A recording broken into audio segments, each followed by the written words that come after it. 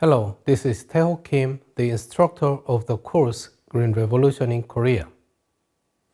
In this unit, I will show you how the Tongil family varieties spearheaded the Green Revolution in South Korea, but also how the fanfare of celebration was very soon overshadowed by subsequent ecological disasters, which eventually led to the decline of the Tongil rice.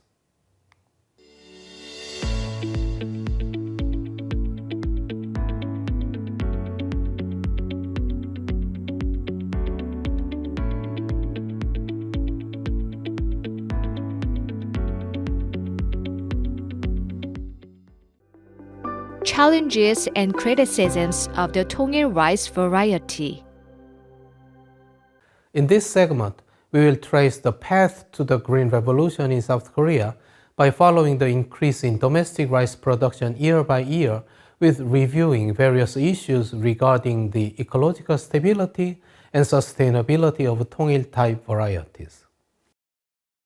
By the mid-1970s, despite various obstacles, the Tongil rice variety had managed to establish itself. However, criticisms of the variety had been widely known since the trial cultivation period. By 1975, the cultivation area of Tongil remained at approximately 1/4 of the total paddy field area nationwide, but these concerns still remained relevant. Kim In-hwan, one of the key proponents of Tongil, acknowledged those criticisms as follows, quote, Tongil exhibited low adaptability to late planting, posing difficulties in its distribution to paddy upland rotational farming areas.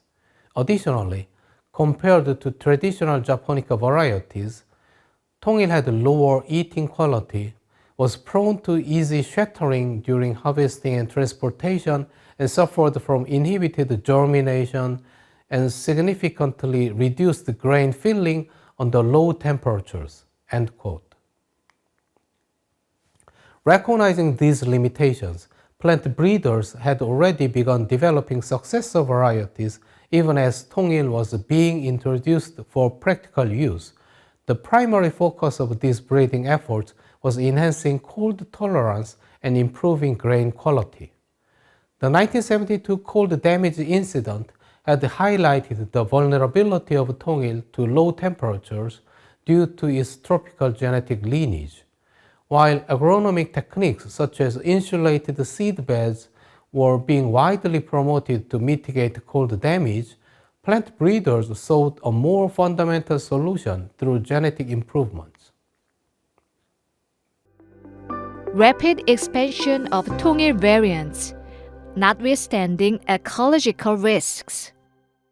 As much as the hopes of abundance associated with Tongil rice, the ambitious vision of propagating Tongil rice to every corner of South Korea carried a significant risk. Most of these new varieties shared common ancestors within 3 to 4 generations, making them genetically homogeneous. From an ecological perspective, this genetic uniformity posed considerable dangers.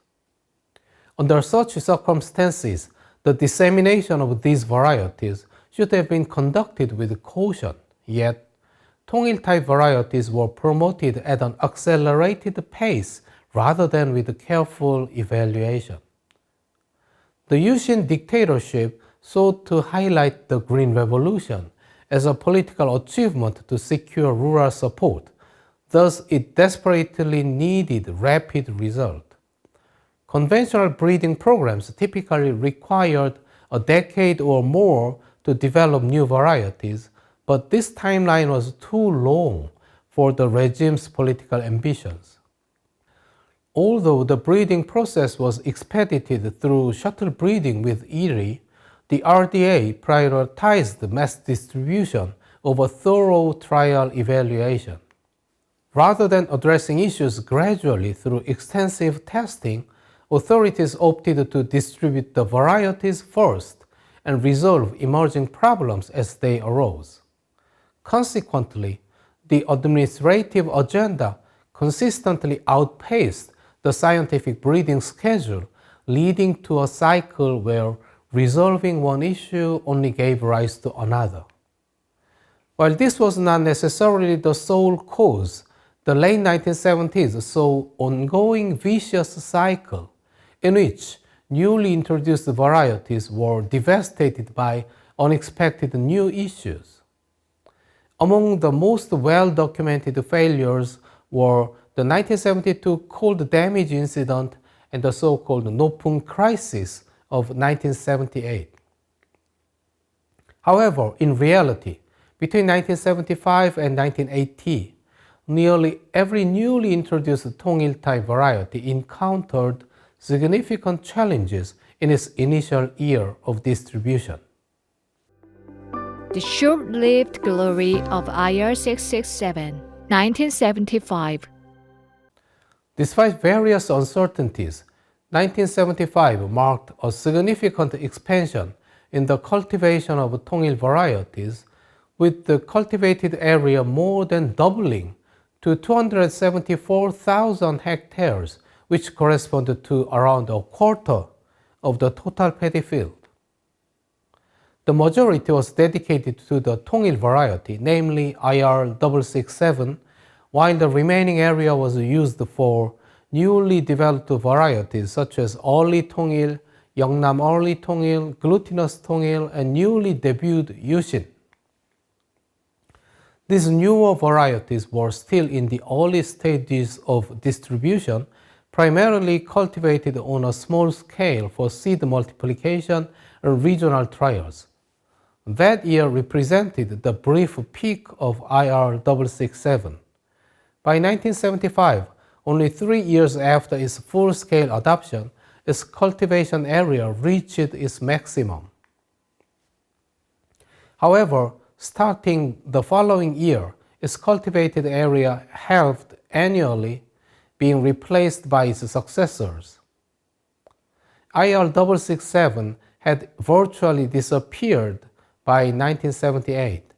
Taking its place were newly introduced Tongil type varieties with high quality and high yield. Among them, Yushin received considerable anticipation. In 1975, some extension workers hastily promoted slogans like, "With Tongil rice we achieve Tongil, with Yushin rice we achieve Yushin," encouraging farmers to plant more Yushin as an expression of loyalty to the Yushin dictatorship. In addition, the introduction of Joseng Tongil or Early Tongil in 1975 enabled double cropping in the central regions of the Korean Peninsula. With the introduction of Joseng Tongil and the ultra-early ripening barley variety Olbori, both crops could now be grown without conflict in the cultivation season. By harvesting Olbori around June 10th and transplanting Joseng Tongil before June 20th, farmers could harvest rice in late September and plant barley again in early October. As a result, barley cultivation expanded to the mid-northern regions south of the Han River. By the fall of 1975, Gyeonggi Province cultivated approximately 8,000 hectares of barley for the first time in its history. Despite such extensive efforts, rice production in 1975 only saw a slight increase compared to 1974, reaching about 32 million sok.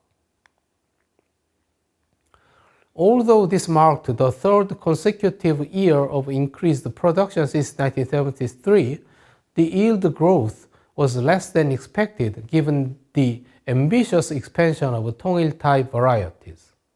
Still, Tongil rice proved its productivity. While occupying around a quarter of the total rice growing area, Tongil family accounted for about 1/3 of the national rice output. New Tongil varieties and new instabilities.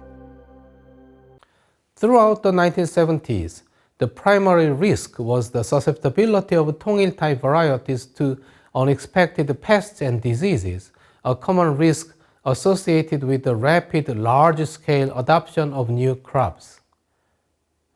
Yushin, in particular, exhibited vulnerabilities to multiple plant diseases in trial cultivation. Specifically, downy mildew caused yellowish white spots on leaves, which eventually withered completely, a disease that had never before been reported in Korea and had no known effective treatment. Yushin already faced another challenge in 1974 when black-streaked bacterial disease spread in the Erie test fields where Yushin was being propagated for seed multiplication. As this disease has never been found in Korea, concerns arose about potential contamination possibly brought into Korea.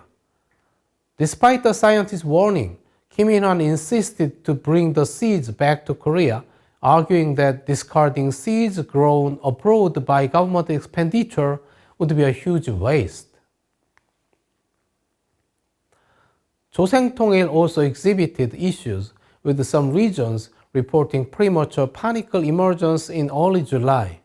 Additionally, the southwestern coastal areas suffered severe brown planthopper infestations in 1975, devastating many rice fields. Despite these setbacks, concerns about new varieties were often downplayed, framed instead as issues stemming from farmers' failure to adapt to modern agricultural practice. Government officials believe that the solution to Yushin's challenges, like those of Tongil, lay in more thorough farmer education. Consequently, training programs were launched in the winter of 1975 to promote the expanded cultivation of Yushin. From December 7th, senior agricultural officials toured every single corner of South Korea, gathering extension workers for intensive 8-hour sessions on Yushin's characteristics and cultivation techniques. The Semaul agriculture education booklets were also distributed, providing farmers with detailed instruction on how to unleash the full potential of Tongil-type seeds. The Road to Self-Sufficiency, 1976. In 1976, the total area of Tongil-type cultivation more than doubled again to over 600,000 hectares, nearly half of the country's rice field. Yushin, newly introduced to farmers, accounted for 309,000 hectares, or 1/4 of the total rice growing area. Considering that it was the first year of the large-scale propagation of Yushin, it was an extraordinary expansion. Meanwhile, the cultivation of the original Tongil, IR667, was reduced by half. This ambitious expansion was actively promoted by the RDA, which, from the winter of 1975, urged nationwide participation in the cultivation of Tongil rice. In December 1975, the RDA held a National Agricultural Extension Conference, reaffirming their commitment to staple food self-sufficiency. However, the summer of 1976 brought a combination of unseasonal cold spells and drought, raising concerns about reduced yields. The government responded by mobilizing labor forces to mitigate the drought damage. More than 1.2 million workers were mobilized to dig water channels and develop 71,000 emergency water sources. Even taxis were mobilized in irrigation efforts to carry water from reservoirs to local paddies. As a result, rice production exceeded the previous years by over 10%, reaching 36.2 million seok, the largest harvest in Korean history so far. The government declared that Korea had achieved self-sufficiency in rice production and abolished the government-imposed No Rice Day, or Mumil. In a symbolic move, During the 1977 New Year's press conference, President Park Chung-hee even proposed providing rice aid to North Korea, emphasizing South Korea's economic superiority. This was apparently in response to North Korea's propaganda campaign during the 1962 rice crisis, when they suggested providing humanitarian rice aid to South Korea.